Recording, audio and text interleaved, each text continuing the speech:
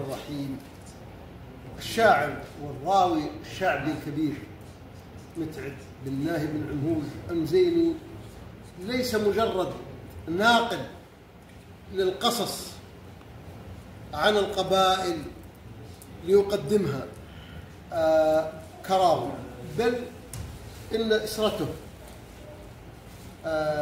أبناء ابن عمهوج وأيضا قبيلته العربية الغنية عن تعريف قبيلة مزينة هي راعية هذه القصص. فما من قصص في الكرم ولا في الشجاعة ولا في أي شيء من شيء من العرب إلا لآل عمهوج ولقبيلة مزينة فيها مشاركة. والآن يذكر لنا قصة جده غازي بن عمهوج، وهي من قصص الشير والتي يذكرها من مآثر أسرته الطيبة. تفضل أبو نايف. أول شيء نحمد الله على الأمن والأمان وعلى هالدولة المباركة التي بسطت الأمن والأمان وأخذت على يد كل من يخرب الأمن والأمان.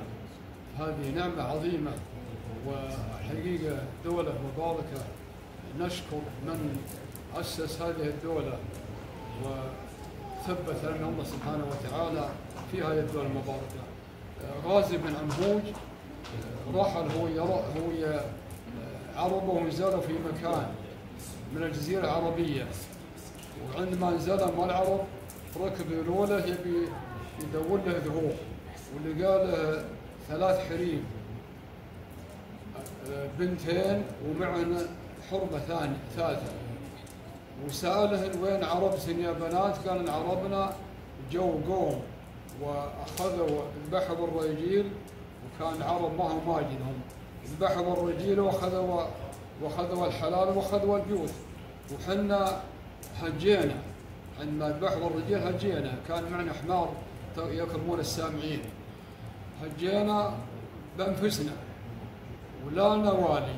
قال ابن عمهوج الله يحييسن عربسن هاي زلم وهالسن هاي زلم العرب روحن يمهم، والبيت الكبير تراهم معذبتن الليله، البيت الصغير تراهم معذبتن.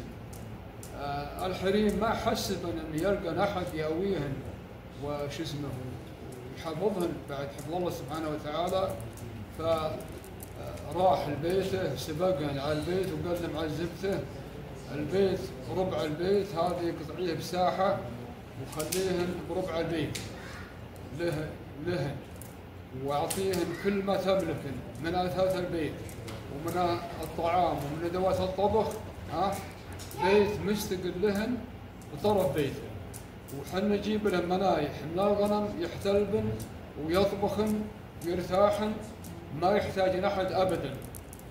فيقعدون المنايح ويجلس مع ابن عمهوج وقال يمنا شد والعرب نعطيه جمل بعد يرحلن عليه، وكل ما لديه يحط لنا على الجمل، ويجلس مع ابن عمهوج عدة شهور.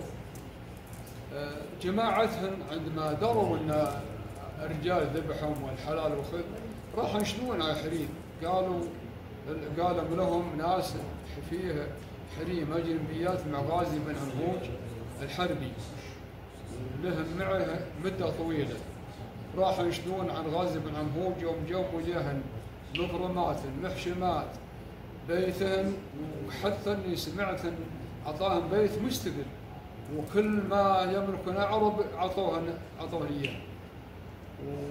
وجو جماعتهم وسلموا على ابن عمهوج واكرمهم واستقبلهم حسن الاستقبال، وقالوا ما ندري كيف نشكرك يا ابن عمهوج. قال هذا واجب علينا وسويناه، ما نبي شكر، هذا واجب علينا على كل رجل شهم وكريم عليه الواجب.